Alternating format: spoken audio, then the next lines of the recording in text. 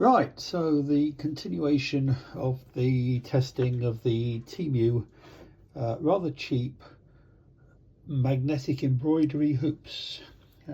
This is the part 2 video, and this will be actually showing them being used. So I've now tightened up the fabric using the magnets all the way around, and the fabric does not move. I've tightened up the stabilizer on the back as well, and that is tight. So this is the machine, Brother NV750E. Can take 4x4 and 5x7 hoops, as well as the multi-position 5x12 inch hoops, which we'll be trying a little bit later on. So anyway, just going to load this frame or hoop into the machine, and we'll try a little bit of embroidery. Let's see how we get on. So let's just see how well these connect up. This is obviously the correct connector, and it slides nice and easily underneath the presser foot. Let's just see as we lower this into place. Oh yes. So one of the problems I've had with other hoops is that this catch here does not fully engage. That's specifically the ones that are not from Brother, but that does seem to engage perfectly, so quite happy with that. Right, let's go and load up our design and see how we get on. Okay, so I've loaded the design. We've loaded our first colour thread, so let's see how we get on. I'm going to speed this up shortly, to make sure that you don't have to sit there for the next 35 minutes to watch this whole thing being stitched out.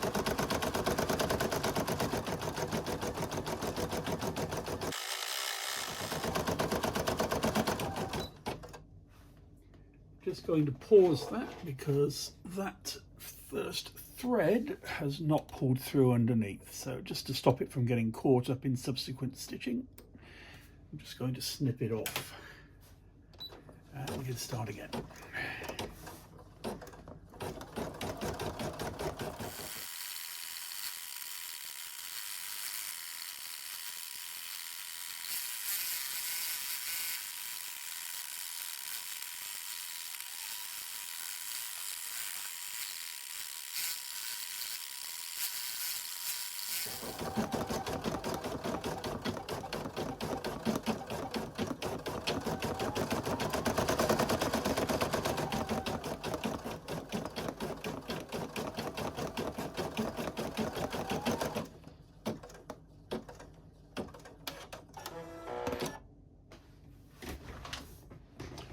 Okay, so time for the first colour change. Just to remember, never pull it back through the machine, snip it off at the reel, pull it through, drop it into your thread box, and we'll change the colour. I think I've got these colours in the right order. If not, we're going to have a very strange looking piece of embroidery. Thread it back through the machine. Now, just to remind people, when you're loading the machine, when you get to the stage of the needle retention ring, just hold both ends of the thread and just give it a little pull in both directions, just to make sure that it sets itself into the tension disc correctly. I'm going to lower the foot and then thread it. It's threaded perfectly, and away we go.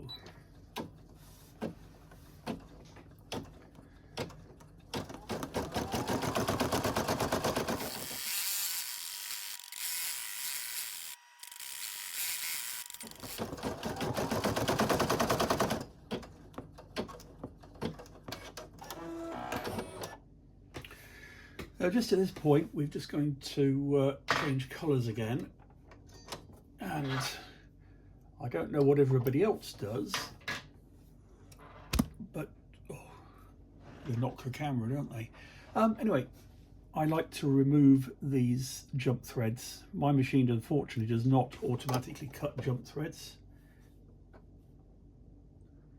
When you're doing this, just be a little bit careful, because we've now surrounded ourselves with some very strong magnets, and these are metal scissors.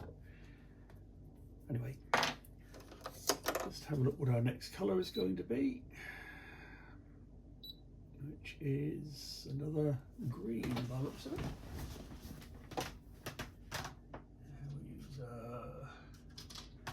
Just happen to have this particular colour open.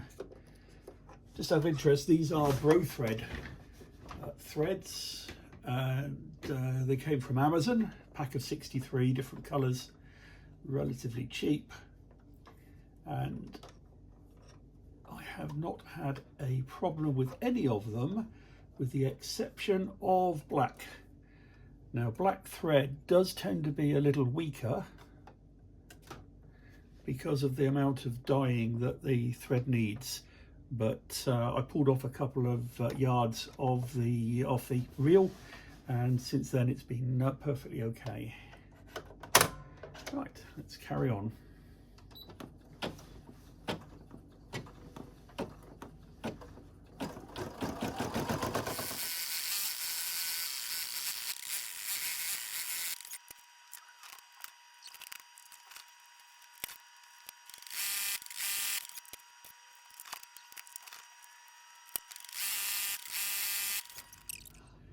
So that's finished the pattern. Snip the threads off, raise the presser foot, pull it through, and that is now done. So let us now have a look at what we have created. The advantage of the magnetic hoop is that we don't need to dismantle it all off of the machine before we actually take a look at what we've produced. So let's just pull those magnets, store them away from each other.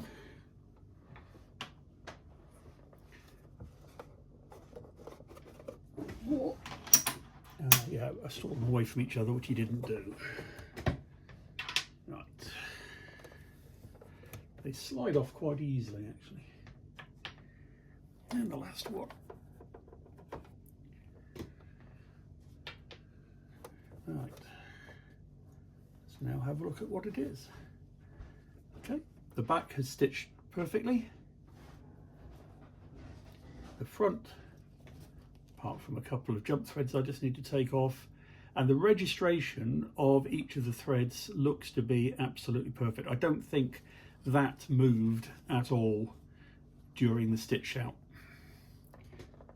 So I'm very, very happy with that. Now, the other question is, has it marked the plastic at all? And the answer is absolutely not. No marks, no damage to the machine. I think I count this one as a winner. So part 3 will be multi-position, using the 5x12 hoop and doing something larger than the 5x7 that the machine can normally handle.